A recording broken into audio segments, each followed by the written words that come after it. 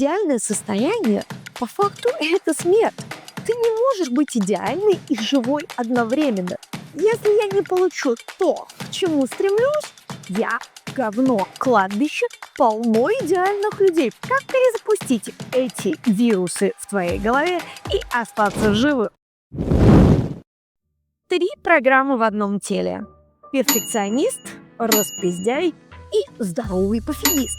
Как перезапустить эти вирусы в твоей голове и остаться в живых? Давай познакомимся с этими людьми. Перфекционист. Обычно строгая рубашечка, серьезное выражение лица. Эту роль я выбираю для важных переговоров. 10 из 10 – это моя цель. Я буду переделывать, пока все не будет идеальным. Мне нужна 10-ка, 11 балл, 12 балл по 10-бальной системе. Если я не получу то, к чему стремлюсь, я говно, я провалилась. Есть у меня второй образ – распиздяй. Расслабленная, небрежная, обычная одежда, какая получится, наплевательский тон ко всему, по голове черти что. Хочешь оценку? Я получу оценку 5 из 10. Это будет проходной пункт, и мне плевать, что можно больше. Зачем напрягаться, если можно получить все от жизни, не напрягаясь? Пусть это будет не лучше, зато это будет мое и на лайтике.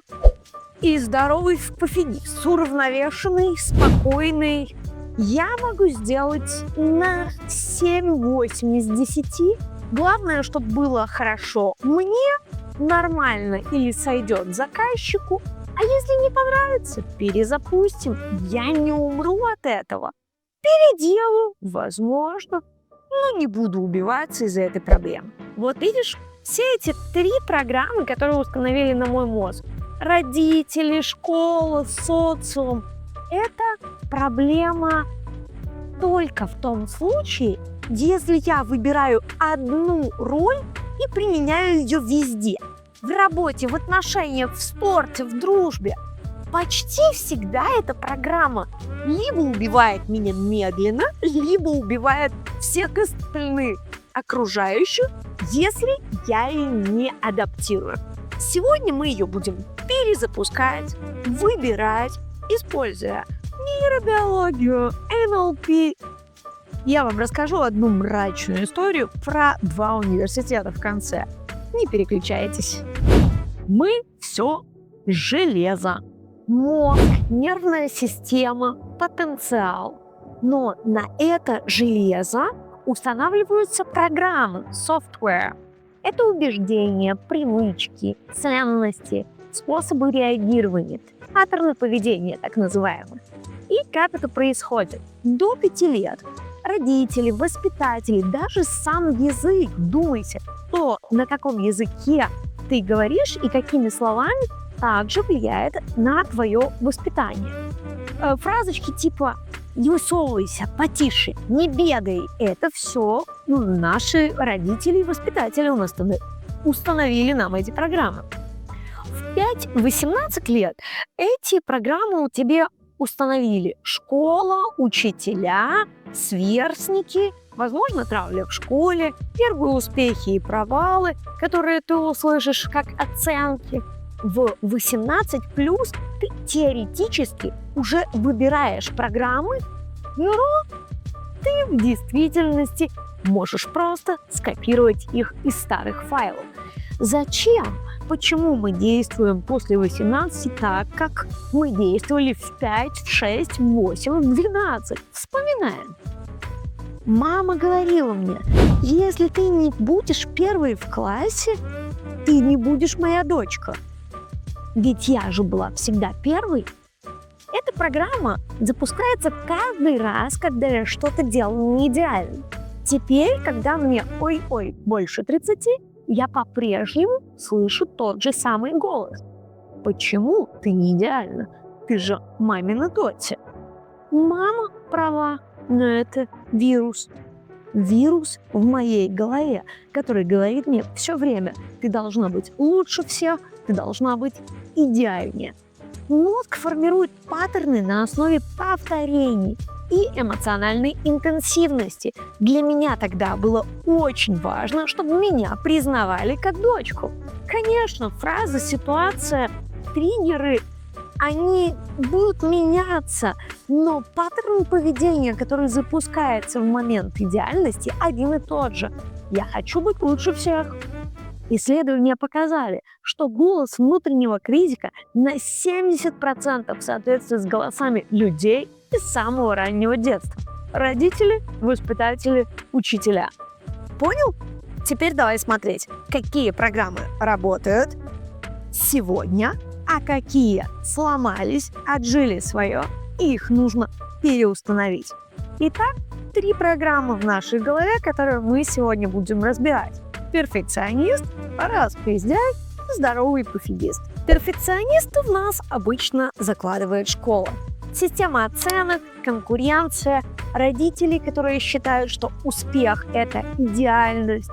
И работает она хорошо именно в школе, в университете. Мотивирует на высокие результаты, олимпиады, дипломы. Все это строит дисциплину и хорошую рутину. Создает стандарты качества. Что же она делает, когда эта система перфекциониста становится вирусом, когда она тебя разрушает, а не помогает? Она парализует твои действия. Если не идеально, я не начну. Она снижает качество жизни. Я на работе постоянно, но не вижу друзей. Перфекционизм порождает тревогу и прокрастинацию. Страх не сделать идеально, лучше я не сделаю ничего. Идеальный человек, который ничего не делает, это комментатор обычно. Перфекционист убивает. Да, суициды среди отличников, нервные срывы, выгорание – это все результаты перфекционизма. Все еще думаешь, что тебе нужен этот вирус перфекционизма? Ты хочешь быть идеальным или хочешь быть живым? К сожалению, я на личном опыте знаю, что это не просто теория о том, что перфекционизм убивает. Вот история моей близкой подруги. И это была отличница, 18 лет. Она поступила в 2 университета сразу. В Одессе и в Варшаве. Вроде языки и там, но в одном месте международные отношения, в другом месте больше языков. «Зачем я должна выбирать? Я же умная!» – сказала она. И семестр первый начала достаточно отлично. К концу семестра, правда, начала напрягаться. И до сессии она уже лишилась сна. Она понимала, не помню, где предмет какой, хоть что-то бы сдать мне не подходит. На тройке нет, это позор для отличницы. Она сидела дома и прокручивала в голове. Я неудачница, у меня не влазит ничего в голову, я не справляюсь. И так докатилась до суицида. Потом, здравствуйте, психологи, психиатры. И знаешь, что забавно? Если бы она просто пошла и сдала обе сессии на тройке, она же бы жила себе дальше спокойно. Но неидеальность казалась ей смертью, поэтому она реально решила покончить жизнь самоубийством и чуть не умерла от своей неидеальности. Научные факты о перфекционизме говорят следующее. Это прямой предиктор депрессии, тревоги, расстройства пищевого поведения и суицидальности. Студенты с высоким перфекционизмом в группе риска по суициду в периоды экзаменов и сессий. Парадокс перфекционизма в следующем. Люди с высокими стандартами делают меньше, потому что страх неудачи тормозит их мотивацию на успех. Перфекционист – это уроборос, змей, который пожирает сам себя. Он ест твою энергию, твое время, твою жизнь в надежде когда-нибудь стать идеальным. Но идеальное состояние по факту это смерть. Ты не можешь быть идеальной и живой одновременно. Ты выбираешь что-нибудь одно. Кладбище полно идеальных людей. Посмотри, они там рядами себе лежат. Давай не будем туда стремиться. номер 2 – распиздяй. Кто ее установил? Те же самые родители. Вседозволенность, отсутствие требований, делай, что хочешь, у тебя детство. Травма, если уж за все ругали, начинаешь саботировать и восстанавливать свои права против перфекциониста. Если я не могу быть идеальной, я могу быть и худшей. Что же эта программа делает? Когда работает на хорошо. Дает свободу от тревоги. Позволяет быть спонтанной, креативной и снижает перфекционизм. Эта программа может включаться как противовес перфекционисту. А что она делает, когда она становится вирусом? Это самосаботаж. Не делаю, хотя мог бы. Упущенные возможности. Чувствую, что ты неудачник, что ты ненадежный, на тебя невозможно положиться, как сказали бы твои родители. И когда ты ее выбираешь для всего в своей жизни, это ты срываешь дедлайны, теряешь клиентов, переходишь с работы на работу. В отношениях ты не можешь быть надежным партнером. У тебя в 40 лет 4-5 длинных двухмесячных романов, все остальное по неделе. Друзья могут от тебя отворачиваться, или ты находишь новых. Ты игнорируешь физкультуру, диету, врачей, распиздяй, все сходит с рук. И низкий самоконтроль – это отсутствие последствий в детстве. Он предиктует зачастую низкий доход, проблемы в браке, проблемы даже иногда с законом. Но здоровая степень прокрастинации, это долгосрочные отсрочки, может повышать креативность на 15-20%. То есть пофигист и раздолбай обычно креативный. Поведение номер 3 – это здоровый пофигист.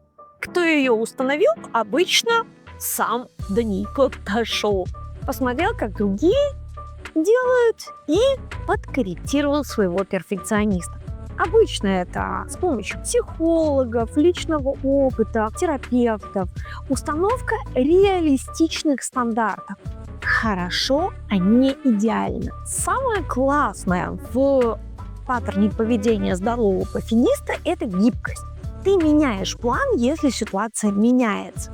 Это баланс между работой, отношениями, здоровьем, досугом. Конечно, знаменитый закон Парето. Результативность 80/20. 80% результата приносит 20% усилий. Сделайте 20%. Или я сделаю на оценку 7-8 из 10, так чтобы было и хорошо и мне, и заказчику. Если нужно будет, переделаю, но я не буду умирать за идеально. Научный фактор закона Парето, что 80% результата дают 20% усилий, остальные это просто мусор. Попробуй подумать, что может быть мусором в твоем случае. Только неизвестно, какой конкретно части работы находится мусор, а где то, что важно. И это можно сделать методом проб и ошибок. Попробуй сначала. Накидай план, действий, эскиз, а потом уже доводи до идеала. Как раз в этом и заключается сложность. Люди, которые умеют выбирать нужный уровень усилий в зависимости от контекста, имеют выше качество жизни и ниже уровень выгорания. Это баланс, психологический баланс, где я должен быть на максимуме, а где я могу быть пофигистом. Сроки – это твой добрый, злой полицейский, точно так же, как качество. Добрый полицейский – это срок как якорь, граница, помощь. Он защищает тебя от времени, твоего убийцы. Он говорит, у тебя есть дедлайн в пятницу, что значит начни сегодня, чтобы не паниковать. Он создает конструктивные процессы возбуждения и нужное напряжение для действия. Определенная доля стресса в твоей голове необходима для выполнения качественных заданий. Злой полицейский– это срок нарушенный и наказание. Ты игнорируешь сроки, думаешь, что успеешь за 30 минут написать работу. Невозможно, да? Дедлайн стучит в окно, в дверь, включается деструктивное возмущение, такой дистресс, паника, страх, блокируется все. Это выбрасывает кортизол, адреналин, но это негативный дофамин. Мотивация через страх, а не через интерес. Конструктивное возбуждение, эустресс, это мозг в режиме фокуса и решения проблем. Префронтальная кора активна, это планирование, тактика. И как результат мы получаем качественная работа, хорошее состояние после определенной доли, небольшой доли стресса и негатив против негативного. Это все выступает против негативного возбуждения, дистресса. Мозг в режиме выживания – это угроза. Амигдала гиперактивна, это страх. Префронтальная кора угнетена. Чтобы уменьшить страх, ты отказываешься от всех быстрых дофаминов. Сериалов, друзей, развлечений. Ты сам себе отрезаешь дофамин, да? Результат – это низкое качество работы, это истощение и демотивация. Практически вывод какой? Если ты соблюдаешь сроки, добрый полицейский охраняет тебя, и жизнь становится легче. Если ты нарушаешь сроки, злой полицейский приходит с пистолетом, отрезает все твои дофаминовые зависимости, и ты начинаешь жить в коме страха. Ты лишаешь себя всего, что делает твою жизнь приятненькой, а сроки в действительности твой друг, если ты их уважаешь. Ну и чуть-чуть любишь балансировать на грани. Итак, как же переустановить программу, перепрошить программу перфекциониста так, чтобы она помогала тебе жить, но не мешала? Первое – установить лимиты. Определенные критерии качества. Не лучше всех, не самым наилучшим образом, а достаточно. Я перфекционист, я должна сделать все идеально. Нифига. Это программа, которую установили тебе 8-10 лет, что ты должна быть лучшая в классе, лучшей в школе, выиграть олимпиаду региональную. Это все в прошлом. Прямо сейчас у тебя или более, или менее амбициозные цели. Что будет достаточным для выполнения твоей цели? Повтори вслух твои ограничения или твою планку. Я сейчас напишу ролик на 10 минут. Я его запишу в лучшей вариации за час. Не за 2 часа, не за 3 часа. Я его не буду 100 раз переделывать. Я сделаю его так, как я смогу наилучшим образом за час времени. Вот мое ограничение. Это ограничение мне позволяет себя контролировать и выставлять мои микроцели. Мозг не переучивается сразу. Его нужно несколько раз гонять. Повтори эту фразу несколько раз. И тогда с большей вероятностью за час ты таки уложишься в то, чтобы снять ролик на 10 минут. Это не супер цели, это не идеальные цели. Но во всяком случае ты не убьешь целый день на съемку одного ролика на 10 минут. Знаешь, сколько людей пишут письма, вылизывают их до идеального состояния и никогда не отправляют. Ты не хочешь быть в их числе. Давай сделаем так. Ты делаешь какую-то задачу на 7-8, не на десяточку. И идешь дальше. Отправляешь письмо и идешь дальше. Сейчас нужно больше стрелять, больше пробовать и корректировать уже по результату, не пытаясь сделать все с первого раза идеально. Не получится. Идеальность – недостижимый результат, особенно без проб и ошибок. Ошибки – это нормально, и это входит в сферу твоих интересов. Называется в IT-технологиях АБ-тестинг, то есть не сработал вариант А, мы переходим к варианту Б. Стрельцы как я, например, они вообще уже на варианте номер «ы», пока ты разрабатываешь все еще план номер А. Повтори себе несколько раз, лучше всего 5. Если у меня не получится с первого раза, у меня получится с 5. И так, пока мозг сам не переучится. Ответ нет. Игнор на первый, второй раз – это норма. Это защитная реакция любого человека. Тебя в том числе и человека, которому ты что-либо предлагаешь. Джозеф Волькве считает, что повторение якоря таким образом может серьезно улучшить твои шансы на победу. Нейропластичность – это новый скилл 21 века номер 1. Это когда в мозге образуются новые реакции на старые триггеры. Не получилось так, сделаю по-другому. Измени себя. Вот и весь секрет нейропластичности. Попробуй 10 вариантов, 20 вариантов, пока твой вариант не сработает. Не сработал 20-й, сделаю 21-й. Это нейропластичность. И не расстраивайся. Ты можешь придумать и 22-й вариант. Ходи новыми маршрутами. Ищи новые способы добраться в известную тебе точку. Новые реакции, новые маршруты тренируются. И, конечно, не забудь, история происхождения твоей мысли, откуда она... Боже, ты зануда.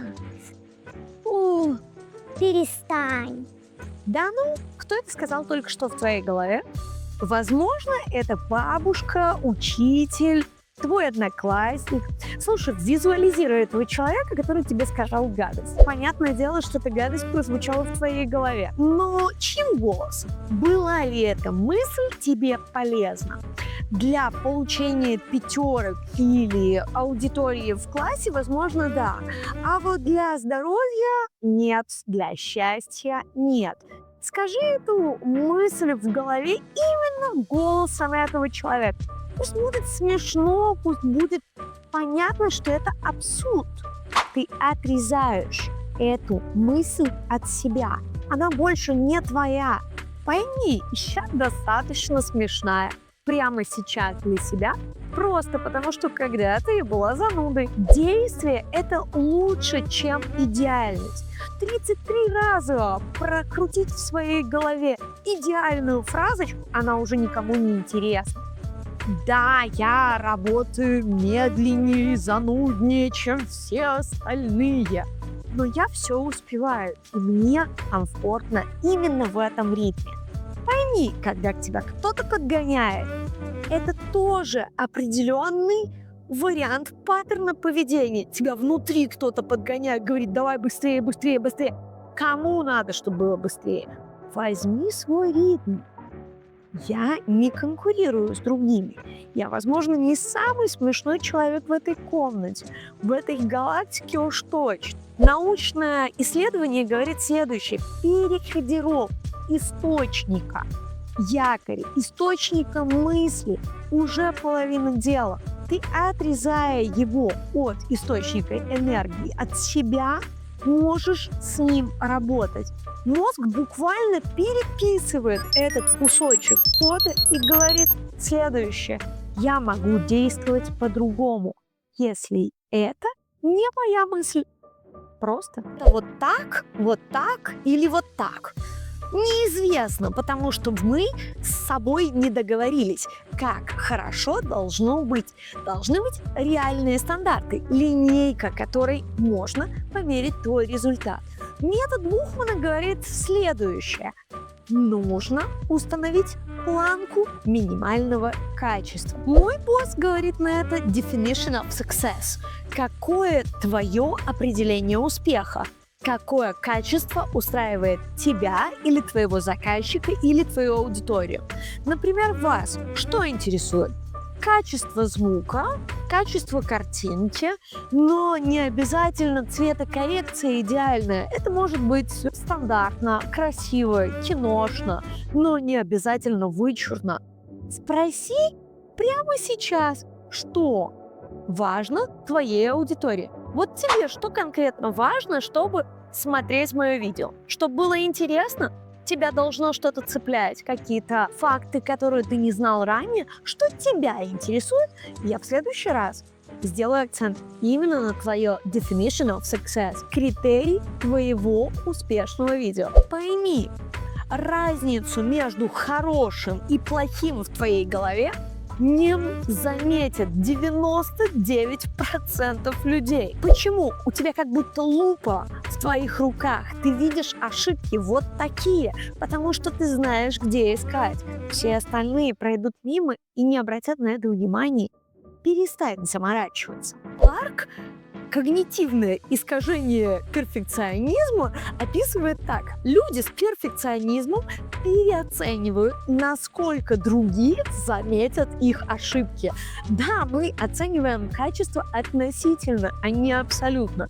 Мы знаем, где искать с этой лупой или даже с микроскопом. Пример из жизни. Я делаю 20 видео в год, предположим.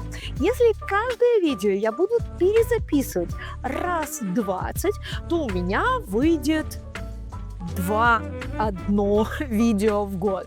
Кто от этого пострадает? Да, в принципе, моя аудитория. Возможно, лучше я сделаю 5 разноплановых видео с разным контентом, и люди сами оценят, что им интересно, а не я буду вылизывать видео, которые только интересны мне до идеального состояния. Это не имеет смысла.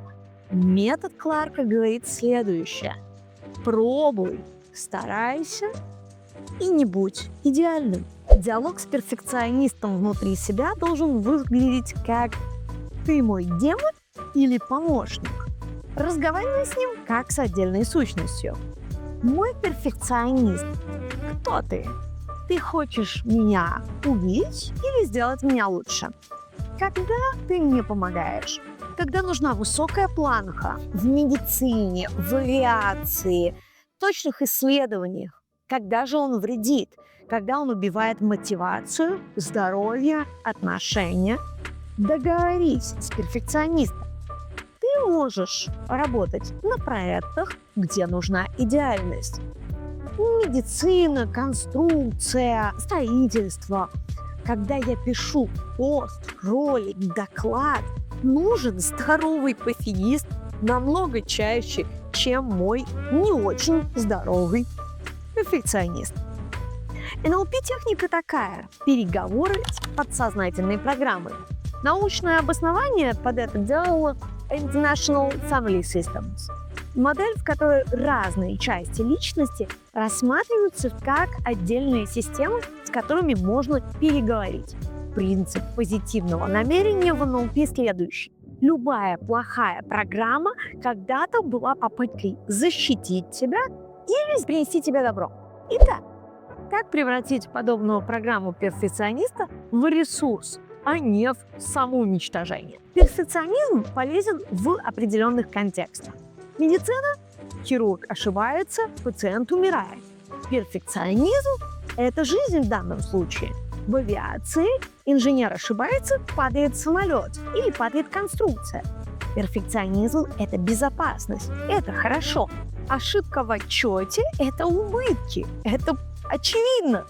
Перфекционизм – это твоя защита.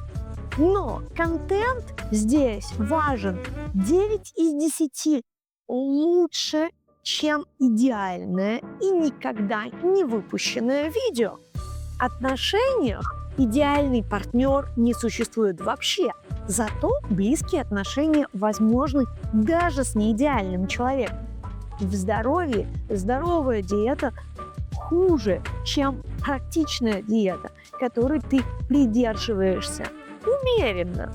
Практика – это составить список сфер в твоей жизни, где ты можешь быть перфекционистом чуть-чуть, и где ты, если ты перфекционист, токсичен. В порядке. Например, в порядке вещей дома. Если ты перфекционист, следователь строгого режима, это не то же самое, что ты дома любящая мама, которая пытается навести порядок дома. Там невозможно навести идеальный порядок. Занизь свою планку, сделай себе же лучше. Перфекционист не бегает на длинные дистанции. Пойми, продуктивен он 4-6 часов в день на полную силу. Вместо марафона включи короткие спринты для перфекциониста.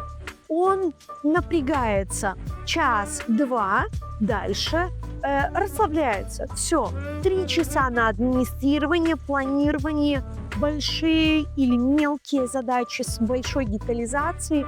Все остальное время на жизнь, сон, отношения, здоровье. Там не нужен перфекционист. Уволь его, отправь спать. Законный отдых. А перфекционист говорит, это недостаточно хорошо, это твои ощущения. И спроси у своего внутреннего перфекциониста, какие конкретные эти качества. Мозг становится спокойнее, когда можно свою цель потрогать, померить линейкой. Понятие «хорошо» невозможно померить линейкой. Вот смарт-цели – это когда цели конкретные, измеримые, достижимые. Тогда мозг становится спокойнее. Используя смарт-цели, куча есть для этого рекомендаций. Итак, давай посмотрим и сделаем небольшой интерактив и рассмотрим, какие программы у тебя стоят прямо сейчас. Напиши мне, с чем ты борешься. С перфекционизмом или с распиздяйством? Ты здоровый пофигист, тебе ни с чем не надо бороться? До сих пор здесь? Спасибо, я польщена. Итак, сколько раз за день ты отмечаешь в себе схемы распиздяя, перфекциониста или пофигиста? Когда твой перфекционист спасал тебя? Вспомни. А когда он убивал тебя? Расскажи мне свою историю. Нам всем очень интересно. Давай посмотрим так. Если я установлю программу «Распиздяй» в пятницу, вернется ли мой перфекционист в понедельник? Вполне возможно, да, а вполне возможно, нет. Нейропластичность предполагает повторение цикла 21 день. Если ты можешь менять свои роли от перфекциониста до распиздяя достаточно быстро, ты к этому привыкнешь в разных сферах жизни, тебе это даже понравится. Если все не идеально, это не страшно. Могу ли я сделать что-нибудь лишь бы как, и мне это сойдет с рук? Да еще и как могу? Легко, на лайте. Я напишу пост в Фейсбуке, например. Я могу на это потратить час времени, обслуживая, обдумывая каждое слово. А потом выкладываю и набираю 7-8 лайков. Бывает, случается такое. А что делать? Лучше сесть в состоянии легкости. В каком состоянии ты хочешь, чтобы твой читатель это прочитал? На лайте? Пиши на лайте. Пиши из состояния легкости, а не перфекциониста, который вылизывает каждое словечко. Не переделывай 300 раз, если ты знаешь, что это просто порыв души. Вот сделаю, поставлю точку и пойду кайфовать. Я, например, переписываю свои песни по 100 раз. Бывает такое. И я счастлива тогда, когда меня это удовлетворяет, когда мне нравится. Я перфекционист в креаторстве. Ничего страшного в этом я не вижу, если я не просираю на это неделю, 2-3 и не делаю ничего. Если я 2 недели записывала видео, и мне оно в конце концов понравилось, вот мне понравилось это видео после 100-го переписывания, я получаю дозу невероятного дофамина и кайфа, отлично. Но если это для кого-то, лишь бы кто-то оценил, серьезно, самый классный оценщик, комментатор – это я. Не позволяй управлять своей жизнью кому-нибудь еще. А кто ты? Чьи установки стоят в твоей голове? Возможно, ты великое никто, ты поток энергии. Как говорит БГ, да и многие прочие буддисты. Я поток. Будь в потоке, будь в создании. И не заморачивайся по поводу точек и запятых. И будь граммарнази там, где никто этого не оценит. Будь осторожен. Будь комфортен себе в первую очередь.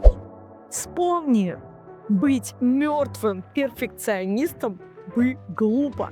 Быть беспечным распиздяем неудобно. Быть живым, здоровым пофигистом, который выбирает контекст. И где он распиздяй, а где он перфекционист, вот это успех. И это не лень, это мудрость. Забей на 80% задач, которые тебе не принадлежат, навязанные чужими установками. Оставь их в покое. И знаешь, что самое смешное? Люди думают, что перфекционизм – это высокие стандарты. Нет, это отказ от реальности. А реальность такова. Ты устанешь, запутаешься, сделаешь ошибки, потеряешь интерес, заболеешь, если ты будешь пытаться все делать идеально. В этот момент ты уже не человек, ты как запрограммированный робот. Я должен быть отличником до конца своего магистерского диплома. А здоровый пофигист знает, я буду иногда уставшим, я буду иногда ошибаться, но я буду живой, гибкий и способный адаптироваться. Я не жду идеальности, я жду результата. И этот результат, кроме меня, никто не принесет мне на блюдечке. Перезапусти свои программы. Самое токсичное – это пытаться сделать все идеально и не делать ничего. Это ведь не про тебя. Расширяй свое распиздяйство и здоровый пофигизм на разные сферы. И здесь я не твой личный ментор. Я не дементор.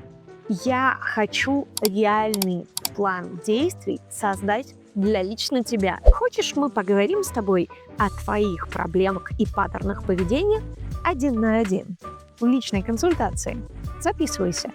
Внизу есть ссылочка.